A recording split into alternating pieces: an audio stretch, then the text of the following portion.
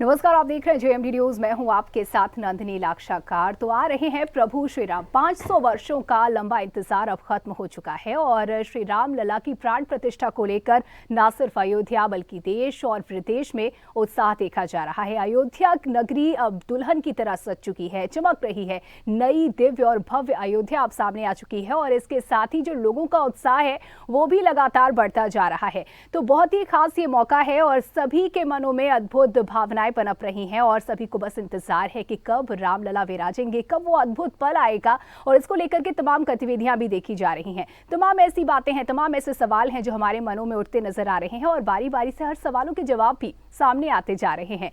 और इस पर बात करने के लिए हमारे साथ हनुमानगढ़ी से महंत राजू दास जी भी जुड़ चुके हैं। उनका रुख कर लेते हैं। महंत जी, बहुत बहुत स्वागत है आपका। तो जय सिया राम महंत जी। जिस तरीके से ये बहुत पावन मौका अब आ चुका है, आप देखिए एक दिन भी नहीं बचा है, 24 घंटे भी पूरे नहीं बचे हैं और वो लंबा इंतजार जो था वो अब खत्म होने को है। बड़ी अद्भुत अनुभूति हर एक राम भक्त के दिलों में हो रही है। हम आपसे जानना चाहते हैं, इस वक्त कैसा महसूस कर रहे हैं आप?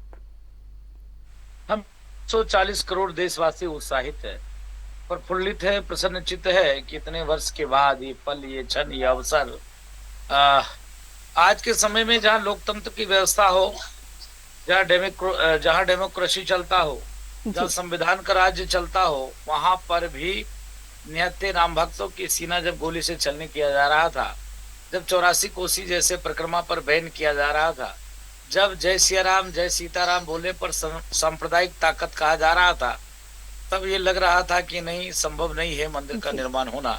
क्योंकि ये लोग बार बार डरवाते थे कि अगर राम मंदिर का आदेश आएगा, चाहे जज को डरवाते थे, जज को, जो मुस्लिम जो बड़े वकील हुआ करते थे, वो जज को डरवाते थे कि इसमें कुछ किसी भी प्रकार से जल्दी मत करो, तेजी मत करो, ऐसा ना करो, ऐसा ना करो। जी जी।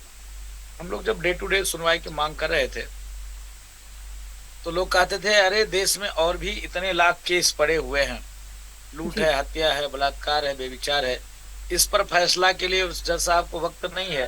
लेकिन राम जन्मभूमि के लिए डे टू डे कैसे होगा? नहीं हो सकता है। जी जी। फिर भी हनुमान जी की कृपा था, राम द्वारे तुम रखवारे होत ना क्या बिन पैसारे, और राष्ट्र सिद्ध नवनीत के दाता हनुमान जी है। भूत प्रेत पिशाच निकट में आवे, महावीर जब नाम सुनावे। तो हम लोग हनुमान जी के नाम लेकर जय जय श्री राम करके लगातार सभी सनातनी हिंदू लगा था। आप समझो कि संत अपने आश्रम को छोड़कर, मठों को छोड़कर, मंदिर को छोड़कर, पूजा पाठ को छोड़कर, भजन संध्या को छोड़कर, गांव में गलियों में घूमकर लोगों को जगाया, जिसका परिणाम स्वरूप संघ विचार परिवार का जन्म हुआ। और जब संघ विचार परिवार का जन्म हुआ तब फिर क्या बात है, पूरे देश में किस प्रकार से संघ के कार्यकर्ता विभिन्न विभिन्न आयाम से, विभिन्न विभिन्न संगठनों के माध्यम से ऐसे लोगों के अंदर एक जागृति और एक उत्साह भरने का प्रयास किया, जिसका परिणाम स्वरूप है कि मोदी जी और योगी जी जैसे सेवक मिले, जिनके पास दृढ़ इच्छा शक्ति। मामूली बात नहीं है। मैंने देखा है वो भी दिन जब निहत्थे राम भक्तों की सीना गोली से छलनी हुआ है। हम लोग छोटे छोटे थे तो हमारे भी आश्रम से कई लोग खत्म हुए थे, आश्रम में आकर रुके थे।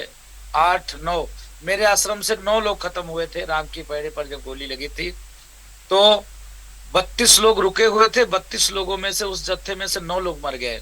जी जी। तो वो भी दिन देखा है और आज ये भी दिन देख रहे हैं कि कैबिनेट की बैठक हो रही है। जी बिल्कुल। तो अंतर है, ये अपार उत्साह है, भगवान की कृपा है। बिल्कुल ठीक कहा आपने। और लंबा संघर्ष को भी आज याद किया और आपके जरिए एक बार फिर से जो हमारे दर्शक हैं उन्होंने उस संघर्ष को उन्होंने भी याद किया है। आज जिस भावना से जो युवा है वो ओतप्रोत नजर आ रहा है, राम भक्ति में लीन नजर आ रहा था। एक दौर था जब कहा जाता था कि अब तो कलयुग है और अब कहाँ इस तरीके की राम भक्ति देखने को मिलेगी। लेकिन इसी कलयुग में ये जो वातावरण देखने को मिल रहा है, इसे किस तरह से देखते हैं आप और ये किसके प्रभाव का नतीजा मानते हैं? नहीं, मैं आभार व्यक्त करता हूँ अपने धर्म गुरुओं का जी। और जिस प्रकार से हमारे देश में जो मंदिर, आप अच्छे स्कूल में अच्छी शिक्षा के माध्यम से doctor, engineer, scientist, IAS, PCS तो बना सकते हैं, लेकिन अगर संस्कार भरना हो, संस्कार देना हो, उसके लिए मठ, मंदिर और गुरु, संत, माता पिता। आज देखिए, एक समय हुआ करता था लोग चंदन लगाने से कतराते थे, भागते थे। आज धर्म गुरुओं ने इस प्रकार से एक जागृति लाई। आज पब में लोग जाने के बजाय न जो इंग्लिश आंग्ल नंबर्स है उस पर मंदिर की तरफ जाते हैं, और मंदिर की तरफ जाते हैं तो सबके मस्तक पे त्रिपुंड लगा आपको दिखेगा। पहले लोग मिटा लेते थे, डरते थे, घबराते थे। जब से देश के प्रधानमंत्री जी स्वतः खुद लंबा लेट जाते हैं, आज तक मैंने 2014 के पहले किसी भी प्रधानमंत्री को नहीं देखा। सेकुलरिज्म का ढोंग करते तो देखा कि सिर्फ टोपी पहन लेना, नमाज में चला जाना, लेकिन आज तक सनातन की पूजा पद्धति, सनातनी कार्यक्रम में सनातनी रूप से कहीं नहीं देखा। आभार व्यक्त करता हूं प्रधानमंत्री जी का, जो प्रधानमंत्री जी ने एक राग छेड़ी, सनातन विश्व धर्म गुरु भारत और सर्वे भवन्तु सुखिनः। सनातन तो पहले से कह रहा है ना, धर्म की जय हो, धर्म का नाश हो, प्राणियों में सद्भाव हो, विश्व का कल्याण हो। हमने तो कभी तलवार के बल पे किसी को सलवार नहीं पहनाया, हमने किसी के ऊपर आक्रमण नहीं किया। हमारे कोई भी धर्म गुरु हो, चाहे नेता हो, चाहे राजागण हो, किसी देश पे आक्रमण नहीं किया। सबको, हर मत मतांतर के मानने वाले, हर संप्रदाय, हर धर्म भारत आई, और भारत आने के बाद फला फूला, किसी भी प्रकार से किसी को कठिनाई नहीं हुई, समस्या नहीं हुई। भारत माया भारत के ही होके रह गए। यह भारतीयों का भाव है, यह सनातनियों का भाव है। आप देखो ना, जहाँ पर यह कहा जाता है बुत पूजक काफिर होते हैं, इनका गला काटने से 72 घोड़े मिलते हैं, जन्नत मिलते हैं, लेकिन सनातन ने नहीं कहा था। सनातन कहता सर्वे भवन्तु सुखिनः, सर्वे सन्तु निरामया, विश्व बंधुत्व की बात, धर्म की जय हो, अधर्म का नाश हो। राजूदास भी अधर्मी हो सकते हैं, जैसे रावण साधु भेष में गया था। तो विषय ये है कि जिस प्रकार से नौजवानों में एक जागृति आई है, तो ये सब पूरी जागृति को हम श्रेय सनातनियों को देंगे, जो रातों में दिनों में एक करके घर छोड़कर, परिवार को छोड़कर रातों दिन एक अलख जगाई। और मैं उन सनातनियों को धन्यवाद देता हूं कि तलवार की नोक पर कितना आक्रांताओं ने, आक्रमणकारियों ने माता बहन बेटियों की मीना बाजार लगाते थे, सवा मन जनेऊ तोलते थे। गुरु जी सुन लीजिए, गुरुओं की बच्चों की किस प्रकार दीवार में चुनवा दिया, चमड़ी उधेर ली जाती थी, आंख में गरम गरम लोहे सलाके डाल दी जाती थी। क्या क्या नहीं यातना झेलने के बाद भी आज और हम जिंदे हैं, सनातन जिंदा है, तो समझिए इसी मंदिरों की देन है। बिल्कुल ठीक कहा आपने मोहन जी। और वही एक लक्ष्य, एक सपना जो भारत देख रहा है कि भारत अब विश्व गुरु बनने की ओर अग्रसर है। अब ये जो माहौल जिस तरीके से हम देख रहे हैं, जिस तरीके से भगवान श्री राम के नाम पर हम पूरी दुनिया में जाने जा रहे हैं, क्या माना जाए कि अब हम वाकई में व्यवहारिक रूप से विश्व गुरु बनने की ओर अग्रसर हैं? नहीं, फिर मैं निवेदन करूंगा आपसे, विश्व गुरु कोई तगवा नहीं है ऐसे माला जैसे पहना दिया बनाकर। विश्व गुरु आचार विचार संस्कार, सर्वे भवन्तु सुखिनः, सर्वे सन्तु निरामया, विश्व बंधुत्व के साथ। आप देखिए अदर कंट्रियों में लड़ाई चल रही है जी, सबका भाव भारत की तरफ निगाह कि भारत ये चाहेगा तो ऐसा हो सकता है।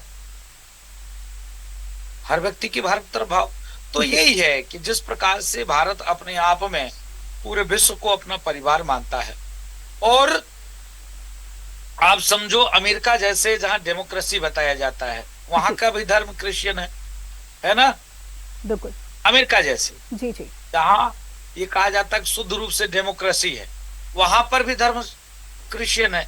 लेकिन यहाँ देखिए हिंदुस्तान की क्या स्थिति परिस्थिति है। हिंदुस्तान की आज स्थिति परिस्थिति ये है कि शुद्ध रूप से आप समझो कि इस्लाम के मानने वालों में भी 72 फिरके हैं, अन्न उनमें भी जातियां हैं जी हाँ। लेकिन सीरिया में, ईरान में, इराक में आप देखिए जिस प्रकार से आपस में लोग मरते हैं, कटते हैं, बम धमाका होता है। यहाँ कभी बम धमाका मस्जिदों में सुना है क्या? जी नहीं, जी जी, मस्जिद में बम धमाका हुआ क्या? जी, इसलिए नहीं हुआ जी, क्योंकि हिंदुस्तान की एक खूबसूरती है, और हिंदुस्तान की खूबसूरती ऐसी है कि हर व्यक्ति अपने आप में एक शुद्ध रूप से निर्भय होकर, चाहे वो इस्लाम का मानने वाला हो, चाहे ईसाई का मानने वाला हो, चाहे सनातन का मानने वाला हो, चाहे भगवान बुद्ध को मानने वाला हो, जितने भी हमारे यहाँ मत पथ और मतांतर हैं, सब अपने अपने तरीके से पूजा कर रहे हैं, पाठ कर रहे हैं, अपने अपने तरीके से अपनी अपनी राग अपनी अपनी डपली बजाकर और आनंद पूर्वक भारत में रह रहे हैं। ये खूबसूरती है। इसी को कहते हैं विश्व बंधुत्व, इसी को कहते हैं वसुधैव कुटुंबकम, इसी को कहते हैं भारत हिंदू राष्ट्र है, इसी को कहते हैं विश्व गुरु भारत जी बनने की ओर बढ़ रहा है। बिल्कुल। अमन जी, राम भक्तों को आपकी ओर से क्या कुछ संदेश? पूरे देश और दुनिया में रहने वाले सभी सनातनी, सभी हिंदू जनमानस, सभी राम भक्त और 140 करोड़ देशवासी, चाहे वो ईसाइयत को मानने वाले हों, चाहे वो इस्लाम के मानने वाले हों, चाहे वो सनातन को मानने वाले हों, सनातनियों से अपील यही है कि 22 तारीख कल है जी और इस डेट में पूरे दिन अगर नहीं हो सकता है तो 12, 12:30, 1 के बीच में, मतलब 10 से और 1 के बीच में अपने अपने मंदिरों में ही भजन संकीर्तन करें, पूजा पाठ करें, खूब आरती करें, खूब उत्सव मनाएं और उस बार प्रसाद वितरित करें और सायंकाल प्रयास करें 5 दीपक जलाएं और 5 दीपक जलाकर भगवान राम के चरणों में पुष्पांजलि करें और ये प्रार्थना करें पूरे विश्व में अमन शांति स्थापित हो, ऐसा कामना करें। एक निवेदन और भी, जो इस्लाम के मानने वाले हैं उनसे भी, जो आज भी जिनको हजम नहीं होता, पचता नहीं है, आज भी वो ये कहते हैं कि जब मोदी जी अयोध्या आएंगे राम जन्मभूमि तो मैं जाऊंगा मस्जिद में और बाबरी मस्जिद की अल्लाह से प्रार्थना करूंगा। उनसे मेरा निवेदन है, आप मस्जिद की प्रार्थना करिए लेकिन बाबर के नाम की मस्जिद की प्रार्थना नहीं करिए। बाबर एक विदेशी आक्रांता था, आक्रमणकारी था, चोर था, नीच था, बेविचारी था, लुटेरा था, बलात्कारी था और एक दुर्गुण और भी था, मानवता को शर्मसार करने वाले। हम साधु हैं, नहीं बोलना चाहिए, फिर भी मैं बोल रहा हूँ, धर्म गुरु होने के नाते पराये पुरुषों से वो संबंध रखता था। यह मैं नहीं कह रहा हूँ, एक इस्लामिक इतिहासकार है, उसके लेखन में ये दर्शाया गया है।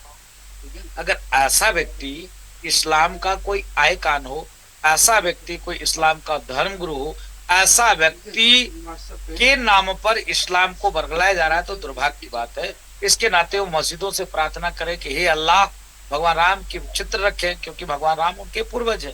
भाई सनातन से ही अलग अलग पंथ, अलग अलग मत मतांतर निकले हैं, धर्म तो एक ही है सनातन, बाकी तो सब मजहब है अलग अलग तरीके से। जैसे हम हो गए 4 भक्त हो गए तो मैंने भक्त को कहा कि नहीं मैं भगवान हूँ, मेरी तुम पूजा करोगे, और नहीं करोगे तो फिर जय श्री राम कर दे।